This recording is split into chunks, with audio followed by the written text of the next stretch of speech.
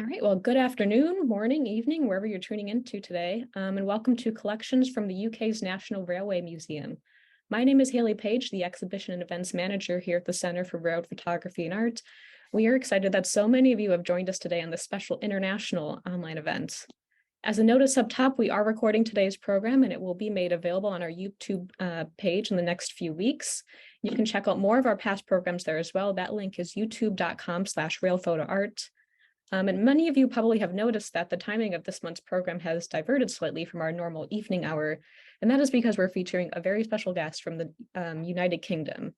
Ed Bartholomew is lead curator of the National Railway Museum in York, England, and someone I had the privilege of meeting in person back in January when I went to visit their impressive facility.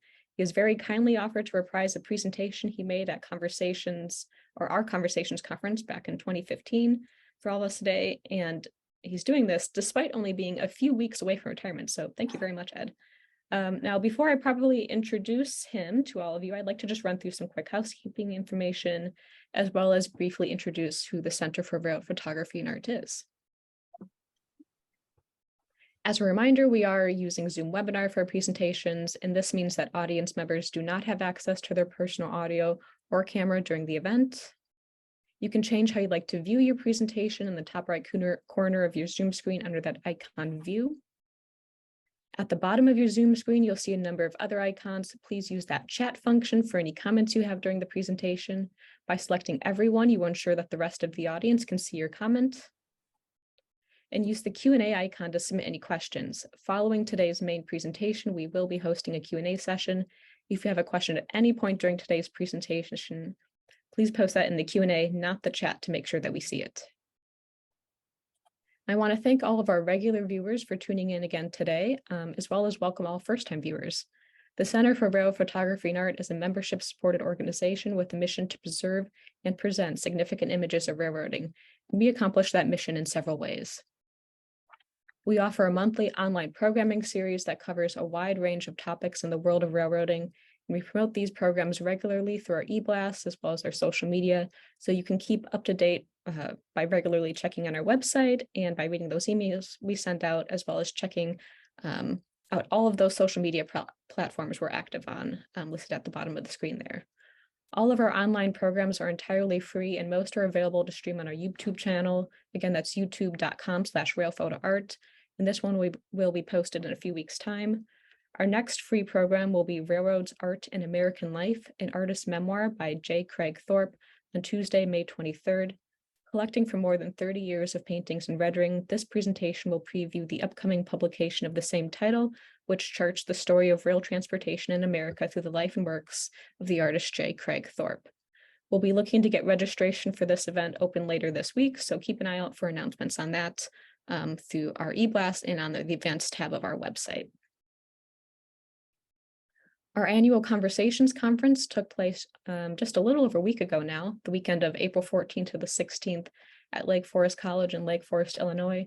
We hosted a sold-out crowd and featured presentations from drone perspectives to fine art paintings. So thank you to everyone who came out and enjoyed the weekend with us. We had a great time.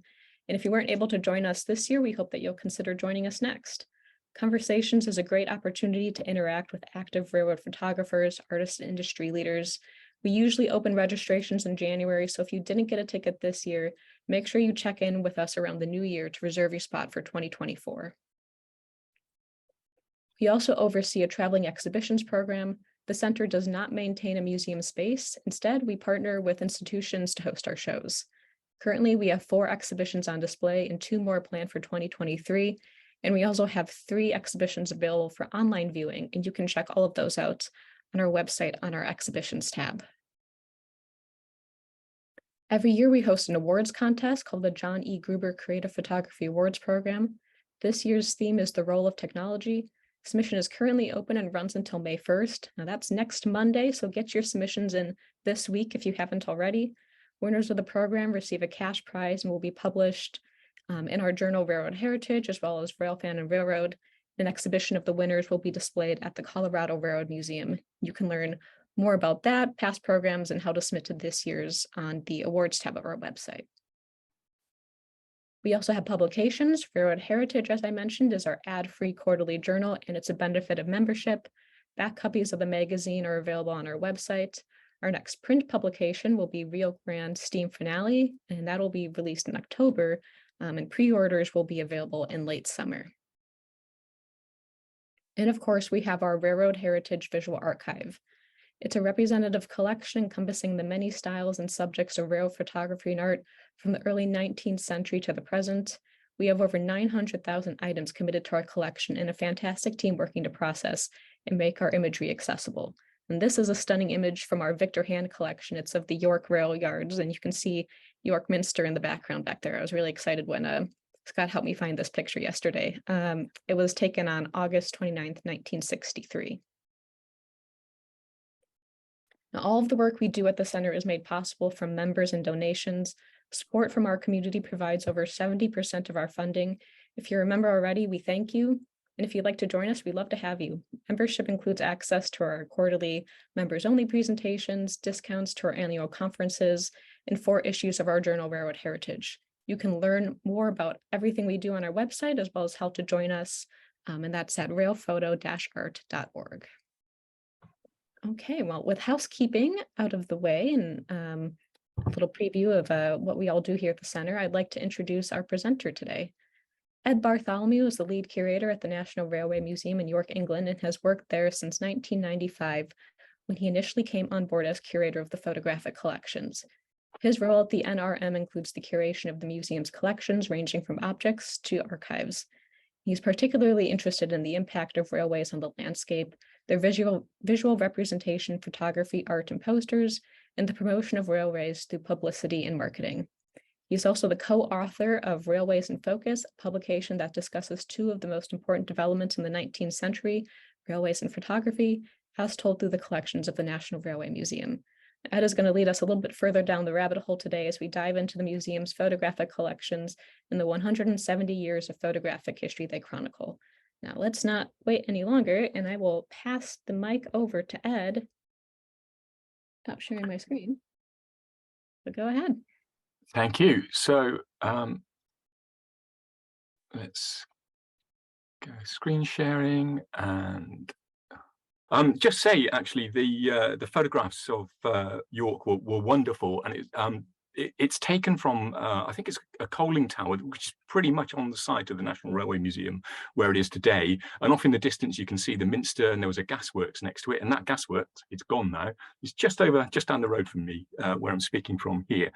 What I would say, for those of you who are looking at me in a thumbnail, why are you doing that? Look at the screen. But if you are looking at me and I'm shifting from one to the other, I'm using a kind of 2 laptop system at the moment, one with my notes, which I'll read off, and the other is I'm actually controlling, rather ineptly, as you probably gathered just now, the slideshow itself. So in this talk, I'm going to offer a brief overview of railway photography in Britain from the 1850s to the present day, drawing on the collections of the National Railway Museum. I'm not going to try and cover all the photographers who are represented in the collection, so I'm going to take a select few. I'm going to concentrate quite a deal on older stuff as well, not too much modern material in there. I think that's a talk maybe for the future.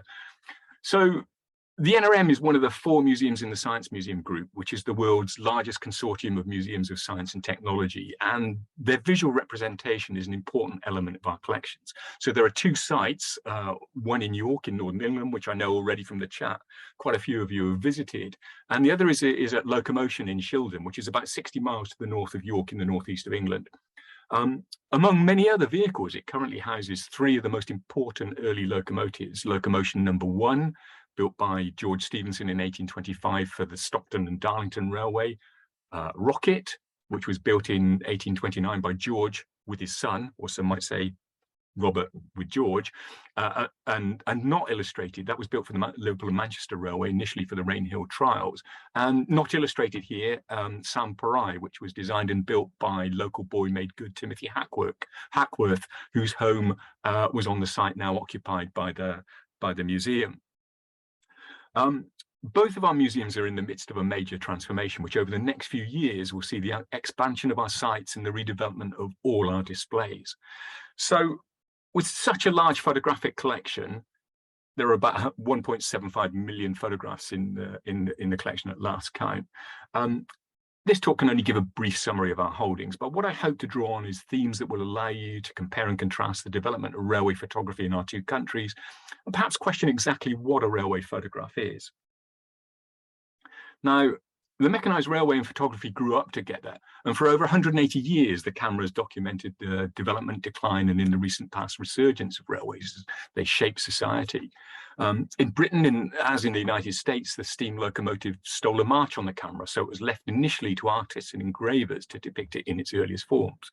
So this is Thomas Talbot Burry's 1831 representation of the Liverpool and Manchester Railway, engraved by Henry Pyle. Like the railway, which was the first in the world to link two cities, it's revolutionary in its adoption of a linear perspective, with a permanent way dissecting the landscape and driving on into the future. It's a perspective that we're familiar with now, but artists first and then photographers were fascinated by its possibilities and the opportunities provided by the two emerging technologies as photography took off, particularly in the 1840s. So, among the earliest photographs in the NRM collections are station scenes, and I've chosen this one, which probably dates from about 1860. It's one of the simple wooden buildings of Newlay Station on the Leeds and Bradford Railway in Yorkshire, not far from where I'm talking today. Probably dates, as I said, from about 1860s, and you'll see that it's a stereoscopic photograph with two images slightly offset to give the impression of being in 3D when seen through a suitable viewer. If you look closely, you'll see seated on the platform, beneath the station name, is a man in a tall hat. I think he might well be the station master, and beyond him, the other side is probably a porter, or certainly I think one of the station staff is wearing some kind of uniform. And then beyond him again, there's a woman who could be another member of staff, perhaps working in a ticket office, or she could be a passenger. In the wonderful tradition of station signage, you can just see there's one actually laid down on its side in the little wooden building there as well. And then there's behind the man in the stovepipe hat, there's a hand-drawn chalk notice which says no admission. So yeah, it's presumably stopping people wandering where they shouldn't. One of the big factors in railways that led to a lot of photography was railway construction. It led to some of the most striking and dramatic images. Railway companies were actually pretty quick to realize what we might now term the public relations potential of depicting their great works, at first through lithography and later photography too. So the first lines were built before photography had become firmly established, but massive projects like the raising in 1858 of a span of Isambard Kingdom Brunel's Royal Albert Bridge over the River Tamar between Devon and Cornwall, they were recorded by an unknown photographer. Spectacular image, as I'm sure you'll agree. In the 1860s, the Midland Railway commissioned a photographer to record the construction of their extension line from Roseley to New Mills in the Peak District in central England. These prints, collected in a presentation album by the railway itself, although faded, they capture the transformation of what was a quiet valley to a construction site with a massive embankment and then a viaduct dominating a nearby farm. You can see the viaduct embankment appearing on the left of the screen there. Now, today, with the railway gone, the track bed is a tranquil walking and cycling route. That farm actually remains, but the viaduct, which was once a harsh intrusion on a rural scene, is now considered almost a part of the landscape. Certainly wouldn't have seemed like that at the time, not just because of the construction, but because of the hundreds of workers and their families who would have been living in what was a pretty demanding territory on the site of the railway. And this dislocation, it appears also in two related albums showing the Midlands lines heading for its new terminus at St Pancras in North London in the 1860s, around about the same time as those previous photographs taken in Derbyshire. Now, these were mostly taken by two local photographers, John Ward and J.B. Pine. They lived nearby. They were able to sensitize their wet collodion glass plates and take them on site, I think, probably in their studio, and get them on site pretty quickly. So they lived within a close walking distance. And they show the remarkable technologies that were in use in the construction of the train shed, which became then the largest single enclosed space in the world.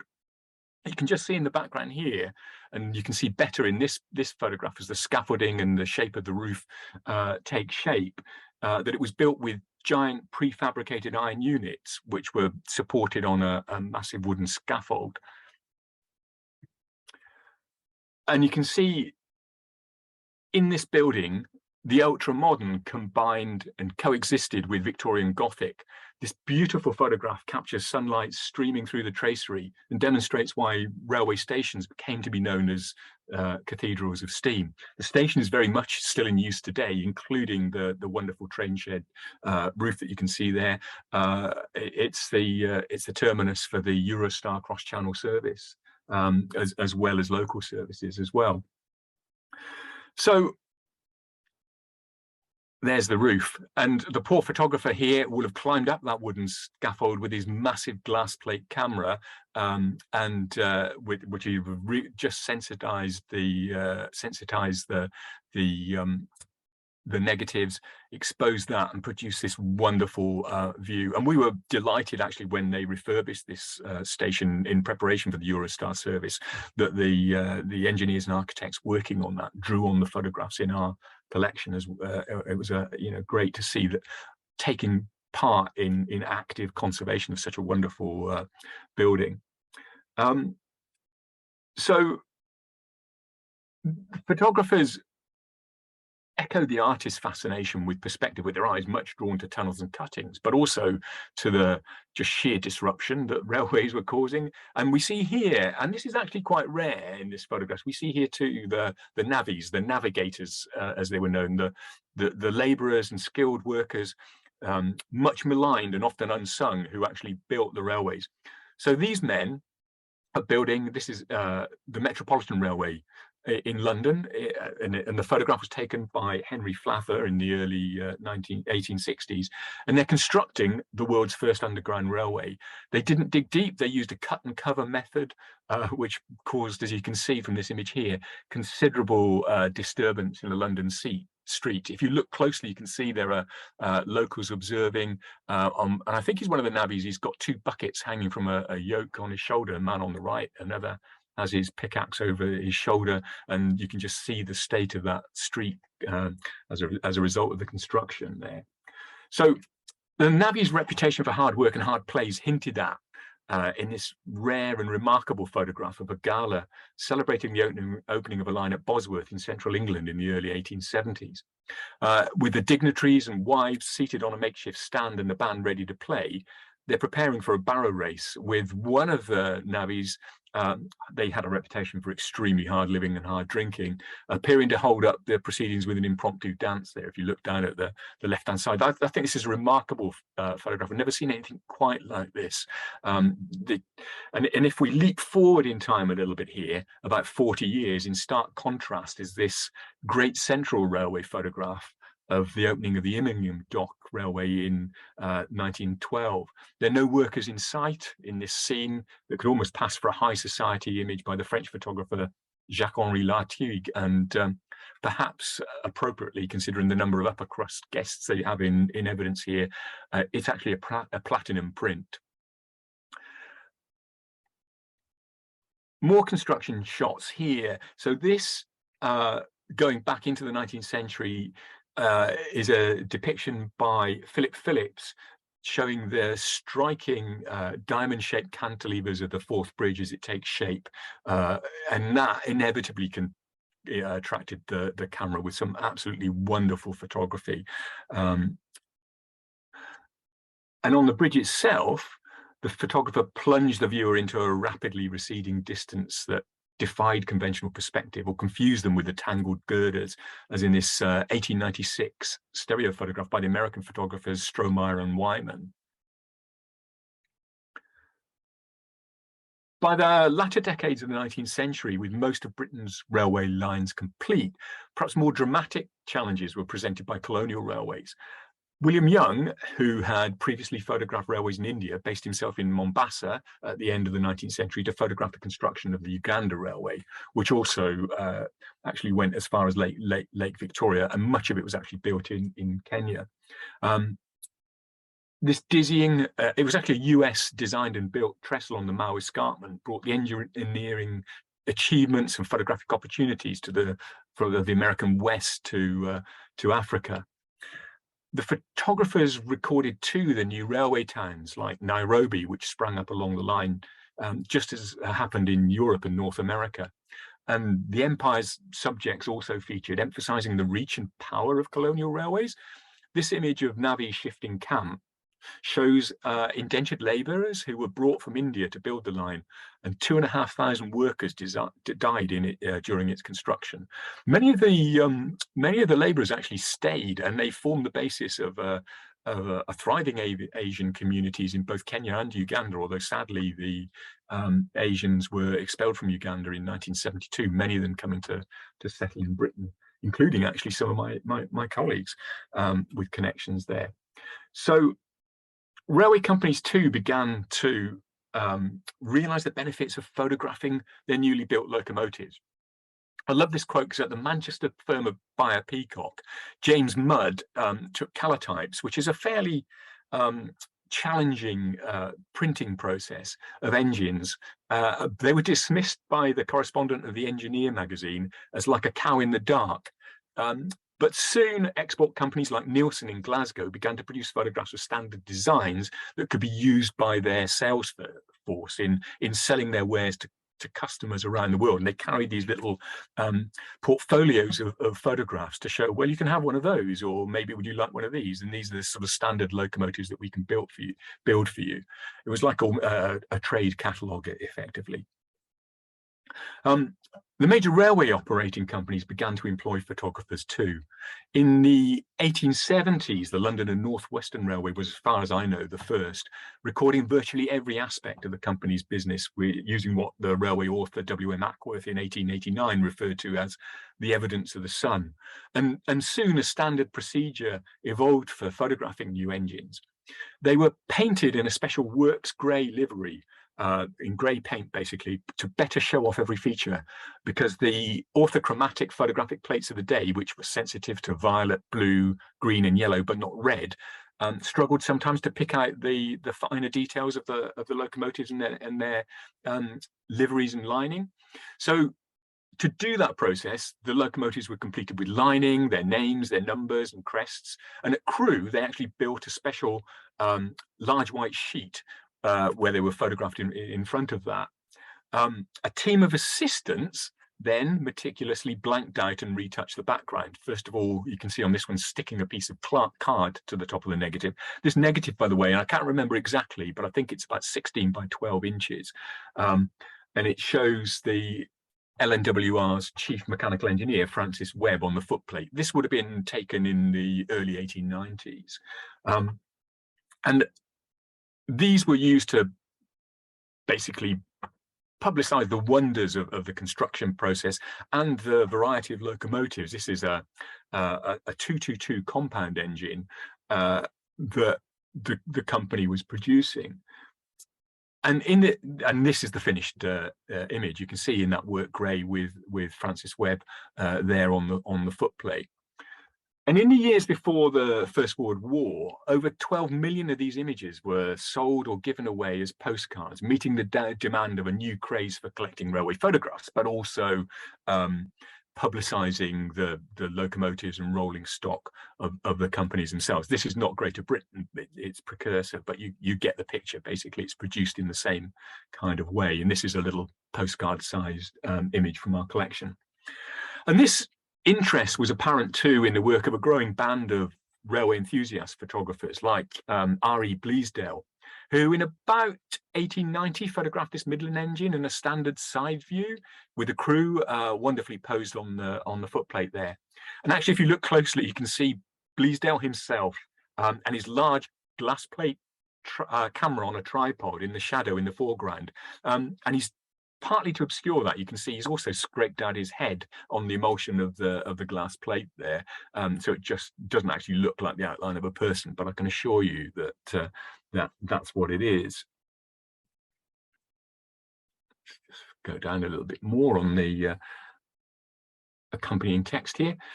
But of course, for some photographers, static views were not enough. And in the 1880s, the first amateur photographers, bored with images of stationary engines, began to record moving trains, made more possible by more sensitive photographic emulsions and faster camera shutter speeds.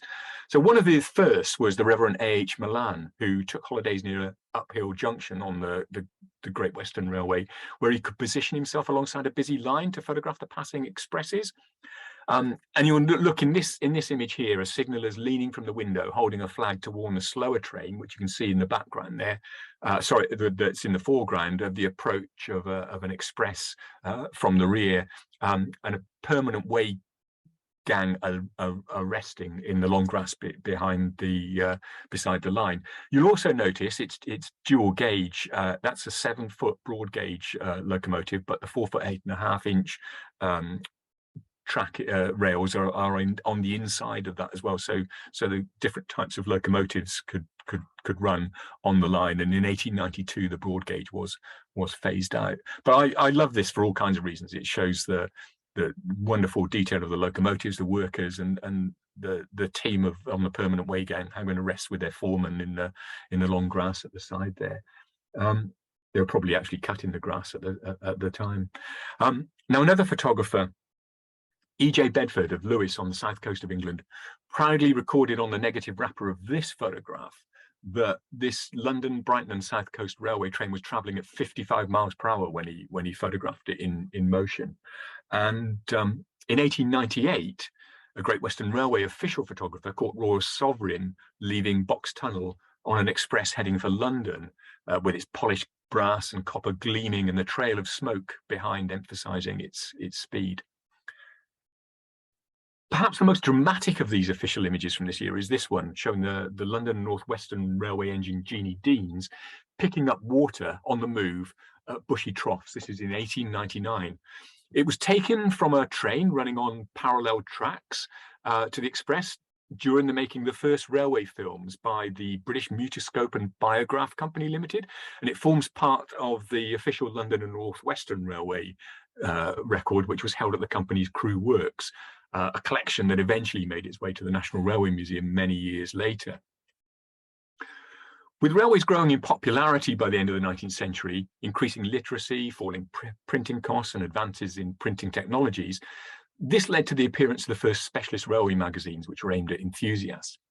And in 1900, you may be wondering what this is, the Locomotive Publishing Company began to sell photographs, usually at postcard size, to enthusiasts, serving a rapidly growing market and providing a commercial outlet for the work of many amateur photographers whose names began to become well known.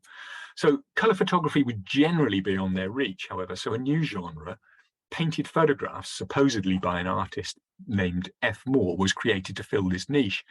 And here you can see how a photograph on printing out paper was hand coloured with the unwanted areas masked out and untouched. And you can see at the edge there the bits that are neglected because they're not really needed for the postcard. And here is the finished article, the published postcard, which was based on this photograph. These cheap reproductions soon became highly collectible, and they're still quite widely collected today.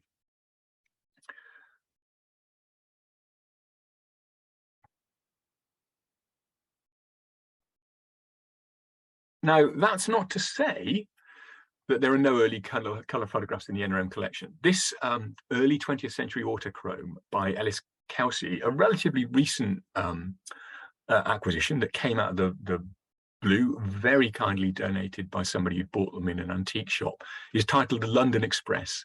And it shows a London, Brighton, South Coast locomotive with a passenger train heading north for the capital. Kelsey actually meticulously recorded that this was taken at 1/25th of a second with an f2.5 Grun lens. Now, Kelsey, who lived on the South Coast, also photographed one of the most remarkable railways ever built, the Brighton and Rottingdean Seashore Electric Railway, which ran on rails that had been laid, when the tide was low, presumably, under the sea close to the shoreline. So completed in 1896 and named Pioneer, the engine, if that's the name for it, was more popularly known as Daddy Longlegs. Powered from overhead cables, you can see just at the left of the picture with the pickups leaning out towards them. It was fitted out with life belts, as you can see, and had to be driven by a qualified sea captain. I'm not making this up. Unsurprisingly, perhaps, operations were halted by severe storms, and it was eventually removed in 1901 to make way for better sea defences. But I do think that qualifies as the weirdest and most unusual railway in our photographic collection. You could probably see some possibly nervous passengers on the Seashore Railway, but they and many other aspects of the railway rarely featured in the work of enthusiast photographers who were more interested in the technology and particularly capturing locomotives above all else, but sometimes the carriages as well. This is an illustration from an album which records the journey of a party of wealthy tourists who travelled around Britain in a 27-day scenic mystery tour in 1876 in newly imported Pullman cars. They probably engaged their own photographer for this journey, who travelled with them, I think, because they were extremely wealthy and were accompanied by 2 maidservants, a cook, and a steward. There you see the whole train itself with the two Pullman cars. And their journey reached as far as the far north of Scotland in Wick, and this part of their Scottish trip is actually Edinburgh, and it's the site to the right there. You can see the sign perhaps saying Midland Railway Company. The site there of Waverley Station is just to the right there, and took out the Waverley Steps there still exist, and they lead you from Princess Street down into Waverley Station. It's one of the routes into that main station serving the Scottish capital. So, as I said, it reached Scotland, and I love this. One press report: the party was considered so eccentric that they were believed to be Americans. You can take that as you will. I'm just reporting what was said at the time. The Pullman Passengers album was as much concerned with the places visited as the technology of rail travel. In fact, there are only a couple of photographs of the train itself in the album, and in a way, this highlights the major role that the railway played in opening up not just continents and the vistas of empire, as we've seen, but home and places where the train were placed in easy reach by train journeys. And from the 1890s to the 1950s, there was a huge proliferation of railway photography in which the railway was rarely in sight. These are carriage prints, long, narrow, panoramic photographs by the A.H. Robinson. They were ideal for display above the seats in carriage compartments, encouraging travellers to one day take the train to the seaside. So this is, the top one is of Tynemouth on the northeast of England. The one at the bottom is of Skegness on the Lincolnshire coast, basically sort of halfway up in England. And still a popular railway resort to this day.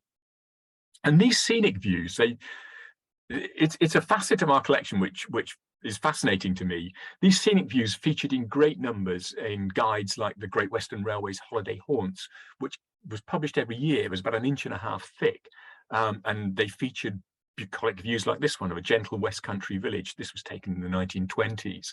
And these, together with the railway poster, played an important part in the way we picture the United Kingdom, I think, even to this day. What parts we want to visit, the seaside resorts that we use. And they also, in their own way, kind of reinvented and reinforced notions of what was England, what was Celtic, what was a traditional British landscape, what was home, and what a good holiday was like as well. And all of that encouraged people to travel. And this is a miner's day out, visiting the seaside resort of Blackpool on Midsummer's Day in 1919. So official railway photographers captured this scene too. And you can see here that the miner's family is actually talking to the engine driver. And it's not clear from this photograph, but it's actually quite a politically loaded image, given that one of the reasons they were all going to Blackpool was not just for a day out at the seaside. They were actually heading to a political demonstration, and the railway and miners' unions were allies in that labour movement. More workers, an official image of a large permanent way gang repairing track on the Midland Railway in the 1890s. Their work, if you look closely, they're attracting a huge crowd of onlookers in the lane nearby. Probably you can think in some ways this is a scene reminiscent of what it must have been like when the railways were constructed in the early years of the 19th century, just before the advent of photography, when gangs of navvies were transforming the landscape. And some of the official images, they're wonderful, but they can seem a little bit stilted and posed, particularly the older ones where careful composition and longer exposure speed, little connection between the photographer and the work is depicted. I mean, everything I think seem a little bit serious. But there is in this wonderful photograph here, if you look at the younger boys, there's definitely the hint of a smile for the camera as they're photographing the catering trolley. So this is the catering service at Paddington Station, and the train moving off on the nearby track while the plate's exposed is resulting in a very pleasing effect in the background there. This was taken early 20th century by the Great Western Railway. Now, Britain's railway companies were integrated. They weren't just running trains as today, but they were actually building them too, and everything else that went with it, including employing photographers, as we've seen, in works that constructed everything from signal posts to locomotives and employed these photographers to create a visual record. This is the London North Western Railway again. I'm choosing often the London North Western because the collection is so remarkable, and they photograph their workshops quite meticulously. And this is depicted in a photograph typical of the company record of all the workshops and all the processes that were involved in construction. And while many of these images can be prosaic, this view of the fitting shop gives an impression of the sheer labour intensity and skill involved in railway building, with the machinery driven by the belts overhead linked to the overhead shafts, which were powered by static engines. And you get something of the hierarchy in there, because look, you've got bewhiskered old men there, but in the foreground is a young lad, and often these were railway families. They were typically all related, or you stood a better chance of getting a job there if you knew somebody in the works. And there were workshops, you've seen this photograph on the introduction, where official photographers were able to exploit the photographic opportunities to the full, as in this 1919 image of the foundry at the Lancashire and Yorkshire Railways Horwich Works. They had their own foundry as well as running and operating a railway service. And you can see in this one here a little bit later, this pneumatic riveter being used on the at Stratford. This is Stratford in East London, on the London and North Eastern Railway in 1936. Now I'm going to return now to the independent photographers, if you like. And with the exception of the years of the Second World War, the years from the 1920s to the 1960s, they probably represent the heyday of the private photographer, and form a significant portion of the National Railway Museum collection. Some, like the Manchester dentist W.H. Whitworth, were content to take simple record shots. They would travel to sheds or stations and photographed locomotives as they found them. He aimed to produce a view from both sides of every mainline locomotive in Britain. His photographs were mostly static, conveying some of the power of the engines, but little of the drama of the railway. But they did appeal to fellow enthusiasts with the same goal and sold well. And up until comparatively recently, they were also very popular among the customers of the National Railway Museum, which was great as well. Other photographers were more ambitious. So Morris Early titled this image Majesty in Motion. It shows a Great Western King class engine heading with an express for Cornwall in the southwest of England in April 1938. So circumstances combined to provide Early with what he called a ready-made opportunity for photography. So work on a bridge nearby meant that the train was restricted to just 15 miles per hour. So although it looks like it's going pretty fast, it's actually quite slowly. So it made it easier to arrest the motion perfectly. The weather was sunny with a northerly wind that was blowing the smoke and steam upwards, and the locomotives and carriages were all, which wasn't always the case, in pristine condition. So an Early claimed that although he kept returning to the same spot on many occasions, he could never repeat this wonderful image. What he did do, however, was he founded the Railway Photographic Society in a bid to improve standards. And here you can see some of its smartly dressed members on an overbridge in the summer of 1937, waiting for passing trains. So these members circulated their prints by post, each commenting on their colleagues' work in turn. It's the 1930s equivalent, if you like, of being able to click and comment on photographs that are posted online, but much more onerous because everything had to be posted on. So members circulated their prints by post, each commenting on their colleagues' work in turn. This resulted in photographs, I think, of very high caliber, but sometimes fear of censure seems to have encouraged them to produce immaculate three-quarter views of passing trains with not enough attempt at variety. So when member Cyril Herbert forwarded, this is taken from a print, this distant view of a train passing a crossing in Cambridgeshire for critique by his fellow Railway Photographic Society members, they commented, and you can see this on the sheet here. This is what they circulated. It would be sort of 4 pages of this, where you've got the detailed, absolutely fine detail of how it was taken, complete with filters, exposure, shutter times, aperture, and on all that kind of thing. So he, and you can see his opening line there, as I make no apologies for this, it's merely an attempt at something a bit different in railway shots. But the reaction he got from some of them when you turn this inside were not a train shot, and asked why not by the side of a line in a spot like this? Are you sure it was not taken from the doorway of a local inn? So they were expecting, you know, these are people who wanted the three-quarter views, and something a little bit different. Didn't always go down well. Herbert was undaunted. He continued to experiment, carrying 35mm Contax or Leica cameras at all times in his jacket pockets, rather than the large press cameras, which were typically favoured by his friends. You saw those in that earlier photographs. He circulated his work among Leica postal portfolio members as well, which was a wider, more experimental network of photographers, of miniature photography, as they would have called it then. And that encouraged him to break with the conventions of railway photography. So he called this one Lines of Communication. It's a 1938 study of King's Cross Station. It's strikingly different from his usual images, the usual images of departing trains, although even this earned comments from his fellow Railway Photographic Society members, like too many lines. And this is one of those prints which struck me as very clever, but not beautiful. Anyway, and here, another Cyril Herbert photograph, as befitting a railway manager who claimed railways are in my blood and who had a deep interest in all aspects of the railway, is a 1948 photograph by Herbert depicting a lone permanent way ganger patrolling his length of track with his sledgehammer, checking the rails, sleepers, chairs and fastenings. Like some of the first railway artists and photographers, Herbert here exploits the railway perspective to the full. Now, moving on to a completely different type of work from working on the railways, this is Bishop Eric Treacy, one of a sizable group of railway enthusiast clergymen. Never quite got to the bottom of why railway clergymen have such an interest in railways, but there are a lot of them.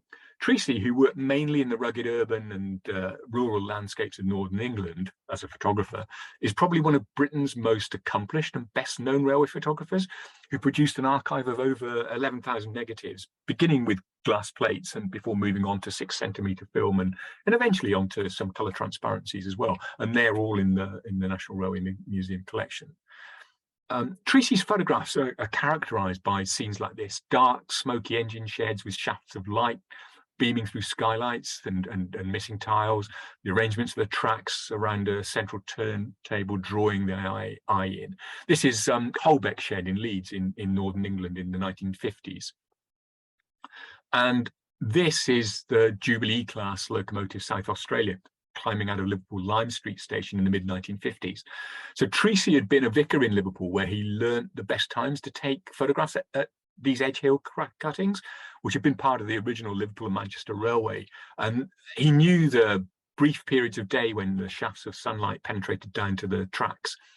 He also befriended many of the footplate crews, occasionally persuading them to create a little bit of special smoke effects for the camera if they saw him by the line side.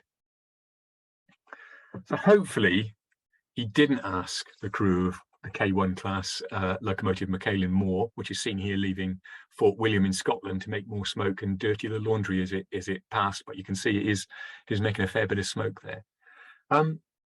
Treacy liked to place his trains in the landscape and took the trouble to walk away from the track to give the bigger picture. This photograph shows a train entering Stanage tunnels under the Pennine Hills in northern England, the line that links Yorkshire and Lancashire. Treacy himself, he complained that the constant repetition of three-quarter views was rather tedious, and he reinvigorated his interest in railway photography by undertaking expeditions with photographers with no great interest in the subject, who inspired him to see railways in a new light. Other railway photographers look for different perspectives too. Frank Box, for example, took a ferry out into the Firth of Forth in Scotland to show a freight train dwarfed by the massive cantilevers, which we saw in that earlier photograph by Phillips, at the Inchgarvie pier of the Forth Bridge. And another time in London, he leaned from a carriage window to catch the sweep of the track and the angular lines of the roof as he left Waterloo Station. Now, this photographer, Dr. Pat Ransom Wallace, was initially, he was a self-confessed purist concerned primarily with accurately recording locomotive technology, and he viewed some of the more creative techniques as anathema. He wanted his images to be an objective record of locomotive performance.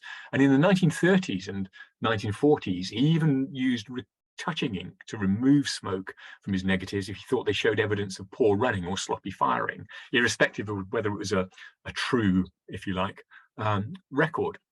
In his later career, however, he incorporated sky, smoke, steam into his images to oblige railway magazine editors, and took a more subtle approach to depicting locomotives, like this wonderful view of Grove Ferry near Canterbury in 1956 with a passing steam train, and consequently they were much more widely published.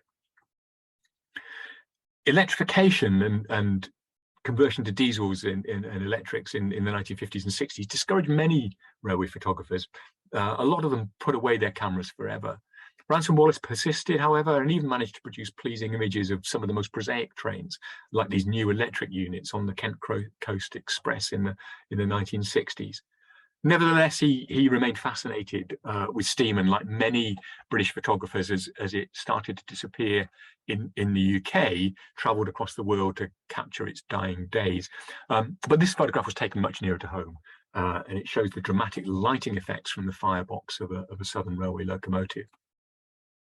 But with the writing on the wall for steam, many railway photographers redoubled their efforts to record its final days in the immediate post-war years.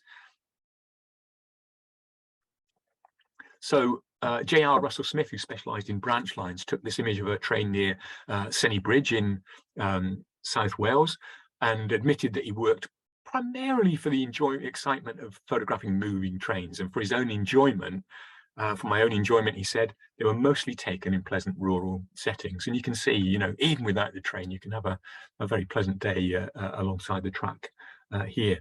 And increasingly, photographers use colour slides to capture the railways, as in Tom Linfoot's image of a train at Crumlin, again in South Wales, with a composition that employed the rows of terraced houses to create a strong sense of motion, also conveyed, of course, by the trail of behind the locomotive there.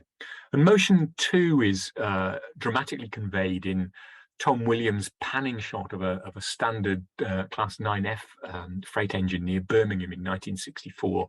And we have the last of this class built, the last mainline locomotive built by British Railways, in fact, in 1960 in the museum collection.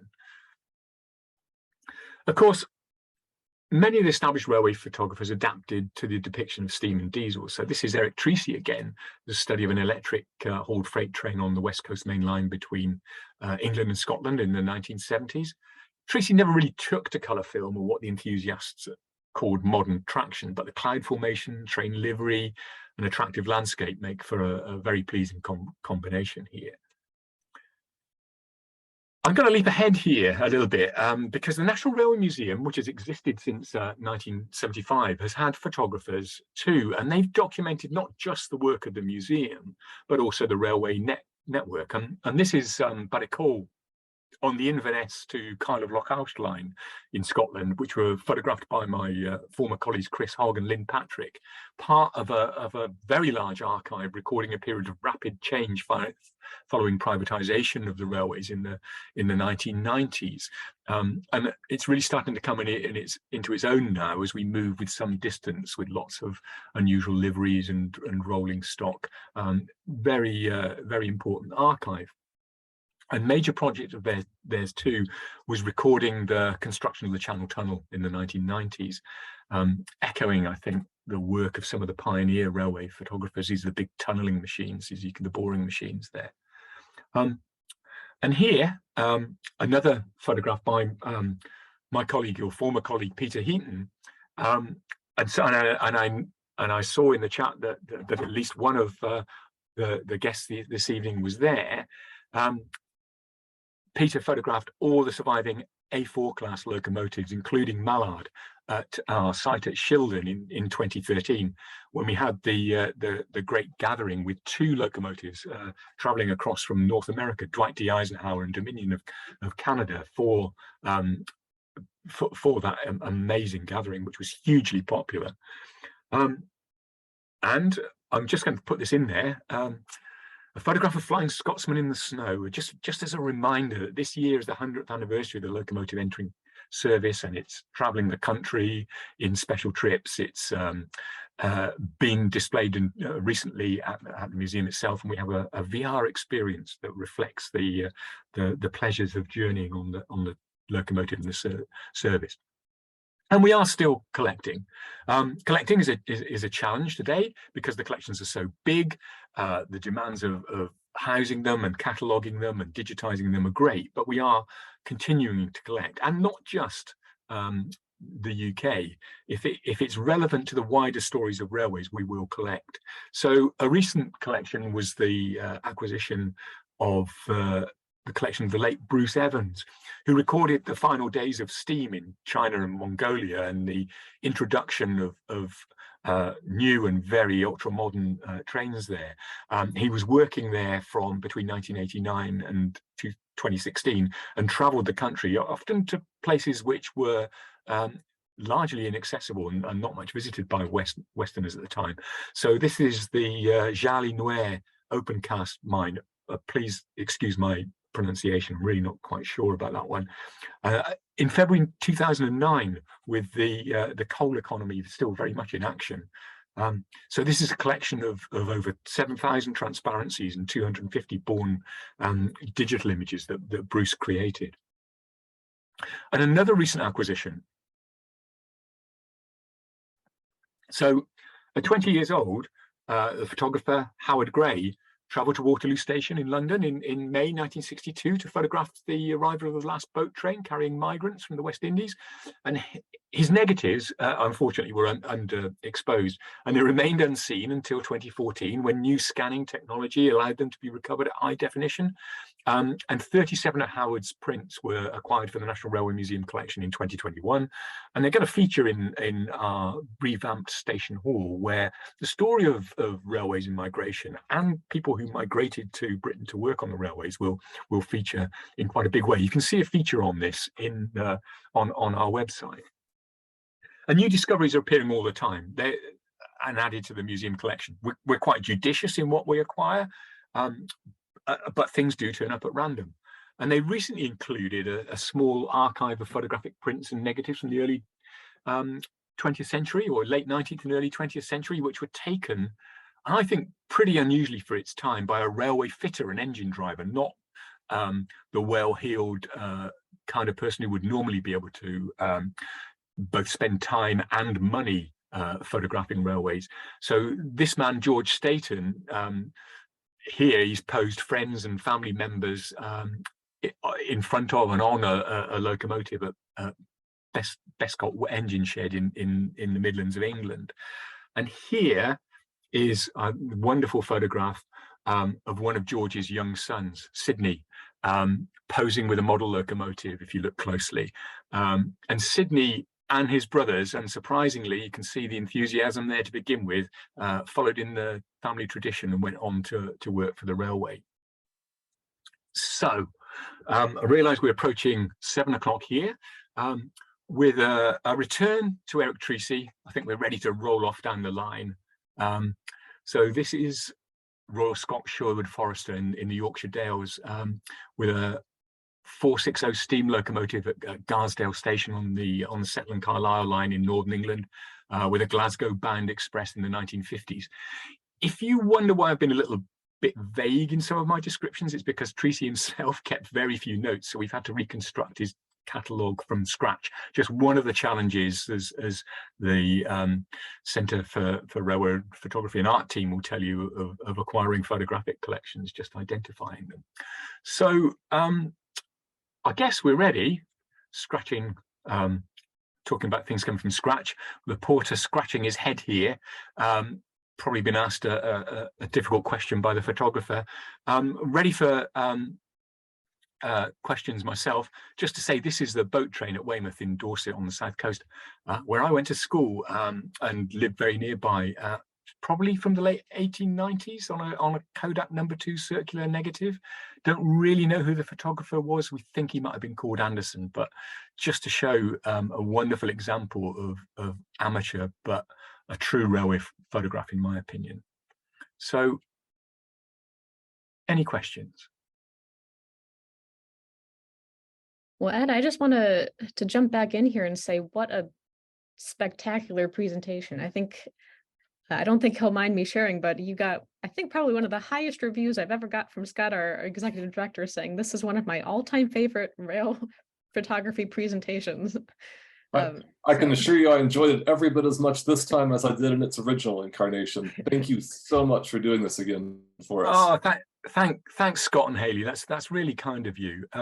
That's wonderful. And I'm glad you enjoyed it. As I said, it's a bit of a sample. I can't show everything. There's loads more, because when you're putting these slides together, you're always thinking I could put this collection in or that one, but you've got to be selective. But I'm pleased to know that people enjoyed it.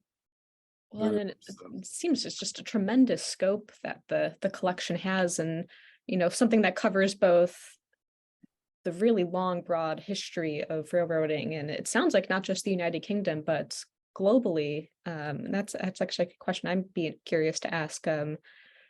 Is your focus on British railway history and the colonial aspect of that, or how that may have touched other parts of the world, or are you looking at it from a more global perspective?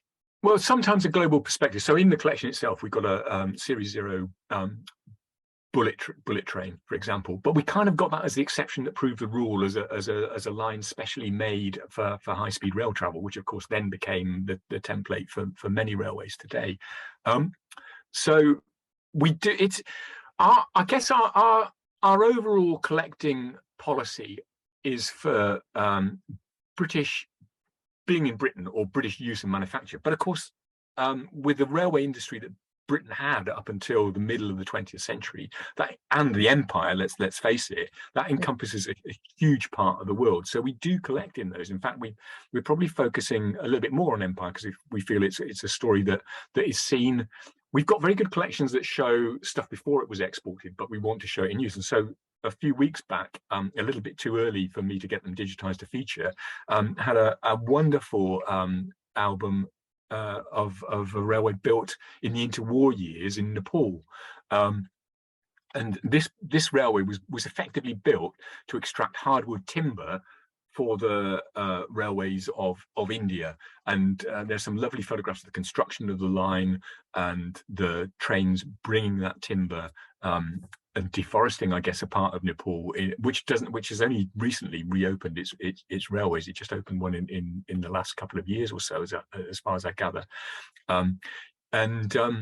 Yeah, so we do collect that. And somebody just put in the chat that the Railway Photographic Society is going strong with its circulating print portfolio. It did kind of close down for a while when Maurice Early, retired, but it's been revived. And actually, I've been in touch with them quite recently to talk about how we might acquire those prints to kind of pick up again on this enthusiast aspect.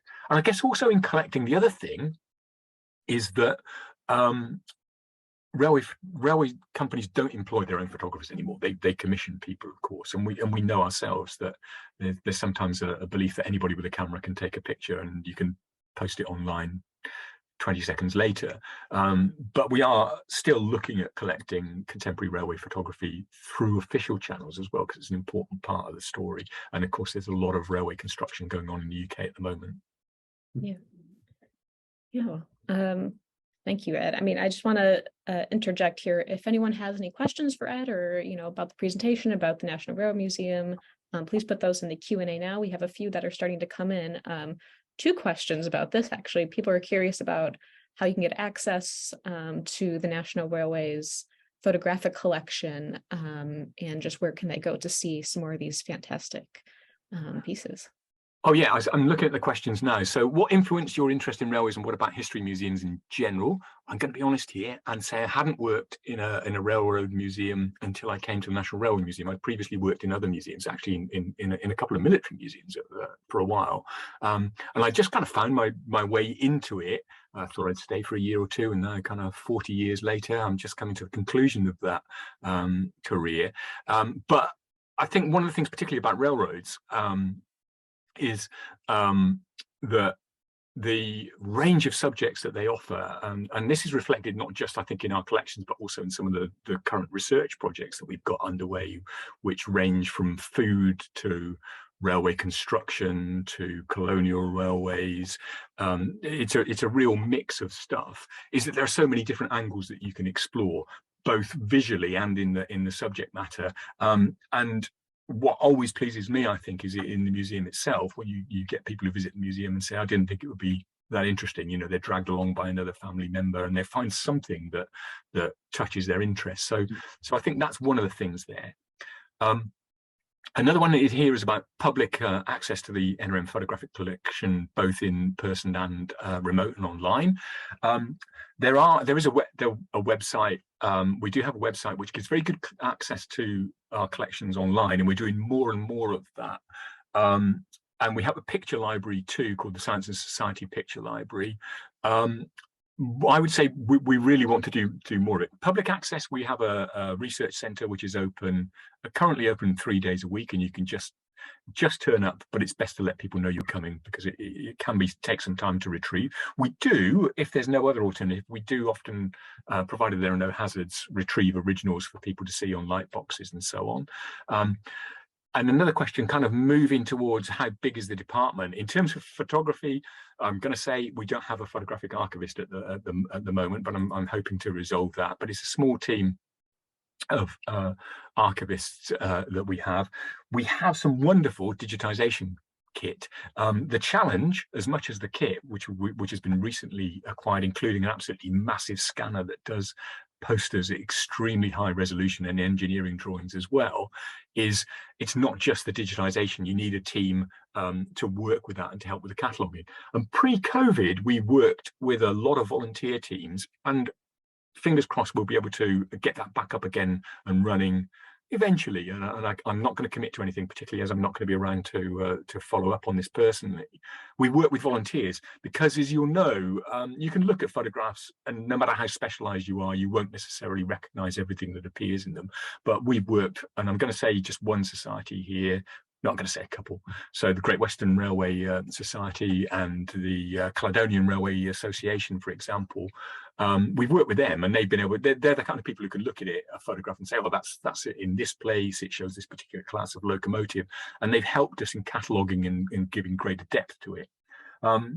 So there's that angle, but also we want to produce photographs in such a way and present them in such a way that anybody can understand them. You don't have to know this kind of weird language of numbers and wheel arrangements and things like that. So that's one of the challenges. But I do think moving forward, we'll be doing a lot more digitization. We're starting to tighten up the standards that we have and recording things at very high resolution. So where can people see more of this incredible collection? It is personally in person, if there is such a way of saying it, at the National Railway Museum itself, but also have a look at our website as well. And there are a couple of nice railway blog stories there about photography. There's a lovely one, for example, about a young lad called George Todd, who I think he must have been about 13 years old when he wrote this series of letters about his photography, traveling around the engine sheds of London and on holiday as well. And, hey, Ed, just as a quick question about that, is the best archive to look online, the Science Museum Group collection, is that would that be the right link to share with everyone here? Yeah, it's one of the ones through the Science Museum Group collection as well. Sometimes I'm afraid that for the moment, these descriptions might say a collection of 15,000 negatives and photographic prints, and they won't go into the level of detail. But root around on those websites through both the Science Museum and the National Railway Museum, and you will find connections and ways to have them. Dave has asked if we can have an email address. I don't know, maybe. I'm trying to think, particularly because I'm not, honestly, Dave, I'm not going to be around much for the rest of this, well, for May basically, and then I shall be falling asleep in the garden because I'll be retired. But yeah, I think probably Hayley can share that directly with you if that's okay. I won't mind. But please, I might have to apologise. I'm busy destroying all the evidence over of my previous misdeeds at the museum. Don't share that with anybody else over the next few weeks. But yeah, and I would agree that prints is the only real way to appreciate photographic art. I love to look at the negatives, but where is he here? I'll wave it. I've got it here. Look, as this man said, you know, it's the negative. This is Ansel Adams. I'm just waving around here. He you know, he said the negative is only the score and the print is the finished masterpiece. So yeah, I'm afraid we don't have any photographic exhibitions in real life planned in the near future because the major construction projects that we've got underway are severely restricting our exhibition space at the moment. Yeah. Ed, would you like to talk a little bit about some of the developments that are going on at the National Railway Museum? It's a lot of exciting stuff. Yeah, sure. It's called Vision 2025, although I think we have to be honest now that it's probably not going to be completed in 2025 because it was impacted quite significantly by lockdowns and COVID for a couple of years. We're in the middle of one of the biggest city centre regenerations in Europe. And in association with that, it's given us finally an opportunity to consolidate the museum site, which is currently divided by a road going right the way down the middle. And you know, as I speak, or well, it's 7 o'clock in the evening here, but that work is already underway. And I'm afraid as part of that development, inevitably we've had to close one of our halls. The station hall, although it's really a goods depot, is currently closed. And so there's a big redevelopment and consolidation of the site. Our first phase is a facility called Wonder Lab, which is this wonderful educational interactive, which is going to teach children between about 7 and 14 years old about some of the engineering principles behind railways and just engineering in general. I think as you'll probably know, there's quite a skill shortage, I think, around the world in engineering, and so it's part of a drive to get people interested in that and to be interested in railways as well. So that's going to be one of the phases we're building. At the beginning of my presentation, you probably saw that drum-shaped building, which is going to straddle the two sites there, and that's going to be an introductory space. But alongside that is going to be what we call the Futures Gallery, which is going to look at the future of the railways, because this is a story of past, present, and future. And although there was a lot of steam nostalgia in those photographs I showed earlier, you know, this is a story as well about where railways are going around the world. You know, perhaps 30, 40 years or so ago, railways in Britain particularly were almost seen as yesterday's form of transport, but things have rapidly changed and seen as a much more sustainable alternative today. So we're looking at that, and we've already got a couple of very small displays looking at some of the new technologies that are being introduced on railways today. Some people like it, some people less so, because they do expect a more nostalgic site. But I think it's really important that we recognise that this is a story of the future as well. So there's that. And then our other site at Locomotion in County Durham, to the north of us, we've built, we're just in the process of a new shed has gone up That's under major development as well. It's on the original route of the Stockton and Darlington Railway of 1825, so fast approaching its 200th anniversary. And this new hall will provide room for 47 vehicles. So it's going to be pretty impressive there. And the interpretation of that site and its historic features is underway too, as well, with a lot of conservation of original buildings, as we're doing on the NRM site, because that in itself, as we saw from that photograph from your collection, it's an original railway site. So David has asked, recording the quotidian of the railways, and an area underrepresented in the collection of the past, worth recording today for future generations. I think one thing, and I would say it's lacking in the past, but I can think of a few people that we can go to cover it, is showing passengers in a kind of more informal setting.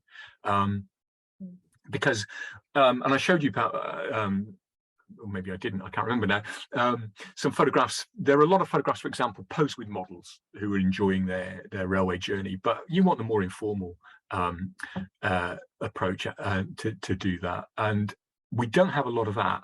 And I think typically as well, and it's not yet represented in the NRM collection, and I think it's something we could do more on, is there was a kind of new wave of railway photography that appeared in the 1960s. I'm thinking of people like Colin Gifford and photographers who were working in the northeast of England, and I would love to see more of that in the collection as well, because it did look at railways in a new way, both in terms of their demise, but also particularly the way they would fit in industrial landscapes, and very, very gritty and absolutely wonderful photographic collections. So that, yeah, but I've got to say, I think passengers, but also, and I've noticed something as well with the centre. I think American railway enthusiast photographers, they photograph the workers much more than ones in the UK do, where they're more interested in the technology. And I've seen some wonderful examples in the centre's collections as well. Could I ask a quick question related to that a little bit? Yeah. I'm just curious, particularly for all the time you spent looking at the National Railway Museum's collections, if you could talk just briefly about what you see as kind of the strengths of enthusiast photography versus corporate photography. I think the strengths of enthusiasts is natural. It comes from the heart. And I know I showed that wonderful example of the Royal Sovereign at Box Tunnel. I think they were better at photographing things on the move. They have more of an eye for it, probably because that's what they did. Whereas the works photographers, the publicity photographers had to be more versatile in what they did, probably didn't have the time or patience to be able to spend the hours by line side. So I think that is a real strength of enthusiast photography, and I think that's apparent. And actually what's quite noticeable sometimes in some of the official collections that we have is that the enthusiast photographers, you can see that the railways, I don't know whether they paid them or not, or whether they were just keen to have their work seen, they would accept moving image photographs from some of the best photographers. So I've seen the work of some of the photographers I've mentioned today in those official collections. So I think that's a real strength.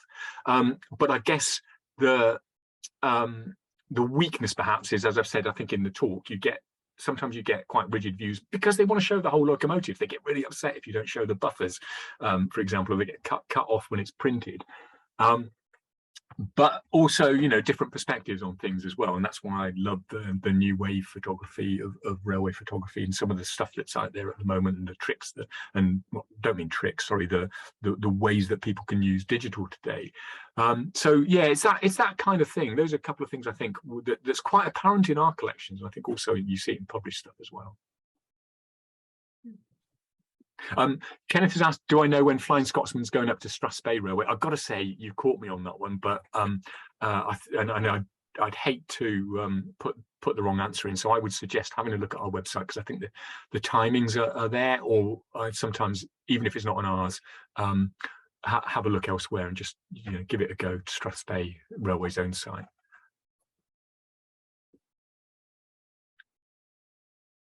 Okay, well, it looks like we've gone through most of the questions, unless Scott or Al, you have any more you want to ask personally. I know we've got Ed up here for a little bit longer if you want to. I want to pull his ear a little bit. And David says that Railways in Focus, which was written about 25 years ago, is still around. I've got a couple of copies down in the bottom of this room here. Yeah, that's really good to know. I hope they're going as collector's items and not for a few dollars. Well, it's a timeless story, and one that we certainly advocate here at the center a lot. The pairing and of growing up together of railroads and photography. It's the same in this country as it is in the UK. So it's definitely a story that's close to our hearts as well. And that if you're interested in that kind of thing, I remember as well, because I was involved in the exhibition we lent to it. There's a wonderful book by Anne Lydon, based on the I think it's called Railroad Vision, which was published by the Getty again about 20 odd years ago. Not just American, it's international. Yeah, no, that's an outstanding book. Yeah. Oh, well, that was going to be my question. I was curious if you had books to recommend for those of us in the States. That would be one. But there are so many of these railway books, and I've got to say we're sometimes a bit kind of careful in how many, because we don't get overwhelmed with them. I was looking at your publications and thinking we should get some of those. What sometimes strikes me is there aren't enough general books on railways in Britain. You get real detail. One I've enjoyed reading is David Bradley's The Railway, which is a wonderful history of railways in Britain, and all kinds of things. And another favorite of mine is Art in the Age of Steam. But also, I've just thought of another one actually, and I definitely need to plug this one. I don't know if this might come back to front. Apologies, but there's this book here by my colleague Chris Valkonen, which is called just a little more. Railways, A History in Drawings, and it's a wonderful book published by Thames and Hudson. Not cheap, because it's a wonderful large format book based primarily on drawings, engineering drawings from the National Railway Museum collection, but also with some others such as Network Rail. And so Chris has taken an example of each of those kind of genres, whether it's civil engineering, detailed views of locomotives. Found some really weird and wonderful stuff, like a railway bridge designed by Robert Stevenson over the River Nile, a carriage designed for transporting show dogs, that kind of thing. It's a wonderful book, and on each of the drawings he's written a little gloss and a history of it. So I would recommend that one as a wonderful railway book, even though it's about drawings. It's got quite a lot of photographs from our collection in it as well. All right, well, we'll keep an eye out for that. But Ed, I want to thank you for taking the time to give this presentation for us today. It was phenomenal, and I'm glad that we were able to reprise it and have a little bit of an update since the last time you gave this for our group in 2015, and on a wider platform today with our online programming series. And thank you, for doing this so close to retirement. I know we got you right at the end, so I'm glad that we had the opportunity to do that. And I think you have another presentation coming up, maybe, if you wanted to give a plug for that. A plug for tomorrow. It's on Art UK's Art Unlock site, and tomorrow I'm going to be talking about a small number of paintings from the National Railway Museum collection, so I'm going to have to switch my head from photography to paintings any minute now and finalize that talk. So that's at 5:30 UK time, so or that'd be 11:30 US Central Time, I think. But have a look on, if you're really interested, have a look on the website. It's just called Art UK. So yeah. But yeah, thanks everybody for your comments in the chat. I really do appreciate them, and thanks also for all the kind words. Scott, Haley, Elrond, and everybody else who's here. Well, it's our absolute pleasure. Thank you. Yeah, it's our pleasure. Thank you, Ed.